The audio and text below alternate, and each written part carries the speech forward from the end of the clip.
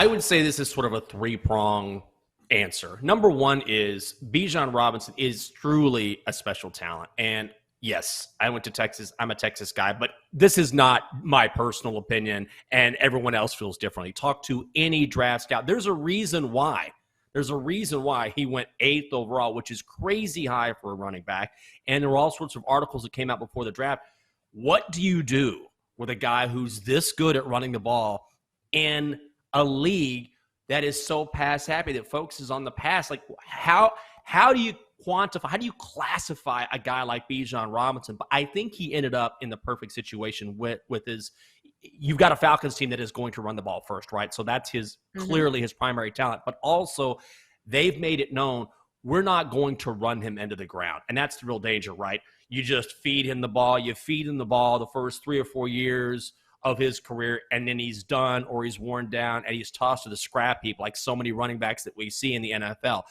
The Falcons have made a commitment that we're going to use Bijan Robinson in different areas because he is a brilliant pass catcher as well. He's not just a guy who, hey, let's flare him out of the backfield and get him the football. No. He can run routes. He's a great route runner. He's incredibly sudden. He is a very, very unique and special talent. Number two, as I mentioned, you have the Falcons who want to run the ball. And then three, we were talking about the talent around him. So if he were going to just a god-awful football team, and the Falcons are going to be okay. Their win total set at 8 and a hook. They're all right.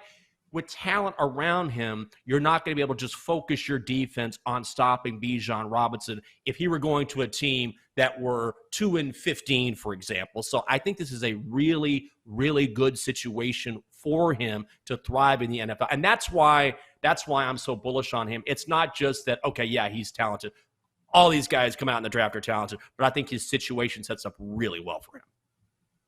I can feel the prop mindset ruminating through my body right now, because I have started to think, when you hear about a running back that is not only good at running the football, but also good at catching passes, doesn't that feel like an anytime touchdown bet or a prop on his season-long touchdown prop bet? Because right now I can't find the number, whatever his season-long touchdown prop is. But still, when you have that kind of weapon out of the backfield, especially when you have a quarterback that's not known for really bombing it down the field, doesn't it feel like he's probably going to get a lot of touchdowns this year? What is your assessment of this division as a whole, and can you make the case for the Falcons winning it? Yeah, absolutely. But here's the thing. We don't know, I don't think, anything about the division. I mean, Tampa, we think they're going to be bad, but again, you never know. They've got a lot of defensive personnel. Carolina's going to start a rookie quarterback. Could they be good? Could they be bad?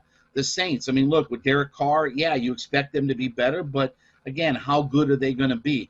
I think the big thing about the division is it's wide open and there's a lot of unknowns. And I think that's a big thing about the theme of the Falcons in their schedule with this coming year is there are so many unknowns in the NFL that they play. The Green Bay Packers, the Arizona Cardinals. Like, there are a lot of teams that we just don't really have a handle on, and we may not know for 4 or 6 weeks what some of those teams are going to be, but this division is wide open. I don't think that there's any kind of clear-cut favorite. I know what the betting odds say, but I don't think that when you look, when you play the game on the field, I don't think that there's any team in this division that has a clear-cut advantage. Almost anybody could probably win this division at the end of the day. All right, so let's play ceiling and floor. So we're going to go through what you think the ceiling is for the Atlanta Falcons, right, and what's the floor. Like, what's the worst case scenario? Because before you make a bet on something, I think these are questions that you ask yourself. So what's the ceiling and what's the floor? So I think the floor is at least 7 or 8 wins. I think that the floor for this team is where they have been. You know, they've been 7-10 the last 2 years. There's no reason why with their personnel and with Arthur Smith at the helm that they fall below that 7-win mark. So I think that the floor would be that 7 or 8 wins. I think realistically the ceiling is probably 11 wins. I don't think that they are an elite team. When you start getting into 12, 13 wins, that's reserved for Kansas City, Buffalo, the Bengals. Like, that's those types of teams. Like, that's the elite of the NFL when you're getting into 12-5 and 13-4. Like, that's that kind of level. I don't think the Falcons are there yet. I would tell you that I would take the over on the 8.5. I think 9 or 10 wins is very realistic for this team. They play a last place schedule, so there are a lot of wins potentially on that. The odds makers say that when you look at the point spreads in the game, I think that they come out to be 7 and 10. I'll definitely take 9 or 10 wins for this team, but I think the ceiling is 11, the floor about 7 or 8. On the whole, I don't see anybody hating on DeAndre Hopkins, but I would imagine too, if you're like a lot of these athletes who are pretty petty, if you search your name, and you're a big enough name, and certainly he is, and you search your name, I'm sure he could find 20, 30, 40 tweets, whatever it is, threads where people are criticizing him. And maybe that's what it is. Maybe he's doing these deep dives and using this as motivation. On the whole, however, doesn't make a lot of sense. For sure. I think that he has plenty of people in his corner, or at least enough, like I said, to give him $30 million. So the particulars here, it's a 2-year deal worth $26 million with a ton of incentives that could add another $6 million to the deal. The Tennessee Titans absolutely needed this signing. They have one of the worst receiver rooms in all of football. Last season, it felt like a bunch of Starbucks baristas running around there, and Treylon Burks, but Treylon Burks would get hurt a lot. So this is something that the Titans desperately needed to fill, a huge void on the roster that now has a true number one receiver. So as a Titans fan, I am very excited about this deal. And also the fact that the Titans could sign DeAndre Hopkins despite putting him on a Southwest flight on his recruiting trip to Tennessee, that should tell you how much that Mike Vrabel has pull over some of these players, because we know he's a player's coach. And also he was in Houston when DeAndre Hopkins was there. And also the new offensive coordinator for the Titans, I believe, was in Houston as well. So if anybody knows how to utilize DeAndre Hopkins, it's definitely going to be the Titans. But the Titans are still not a great team. Their offensive line is terrible. We just had one of our offensive linemen suspended for gambling, and a core that definitely needed the depth. So here's the question. Do you think DeAndre Hopkins is going to have a great season despite playing on what's probably deemed as a bad team? I'm going with Marquetta Vondrosova. Honest to God.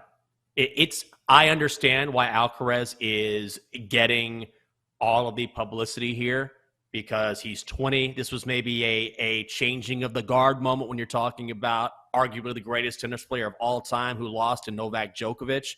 But Carlos Alcaraz was number one going into this tournament. He is only 20 years old. He is going to win a lot of majors. This was his second major. He already has a U.S. Open, which he will defend in August at Flushing Meadows. So this is the next great tennis player. We saw it yesterday. Brilliant. But Vondrusova and what she has been through, she had no business being here. She has made one final before. That was in 2019 at the French Open. She's had 3 wrist surgeries. She was at Wimbledon last year in a cast. She told her husband, don't come to the All England Club. Just don't waste your time. He showed up for the final. The last unseeded woman to make it this far, Billie Jean King. And Billie Jean King went on to become obviously one of the greats and a great ambassador for women's tennis. So Vondrusova doesn't have the name recognition, maybe not the excitement that we saw in the men's final, but as far as MVP Monday, the person who had no business winning and hoisting this trophy, it was her. I'll still take the other side. I'll go with Alcaraz here and, take this with a grain of salt, because I'm not a tennis gal. I know that, but just look at the factors that we have that you can kind of take away from the situation and saying, okay, maybe Alcaraz was supposed to be there too, and he's an incredible player who is destined for greatness. But still, this is almost like what it is to golfers to win the Masters. Yes, it's one of several majors, but doesn't this feel like the big one? So if you go to the world's biggest stage for tennis, where you have royalty looking on, we've got Princess Kate there, we've got all the royals sitting in their boxes, the biggest celebrities you can imagine, and you unseat the greatest of all time at said sport in the final, doesn't that deserve some credit? So I'm going to go with Alcaraz here.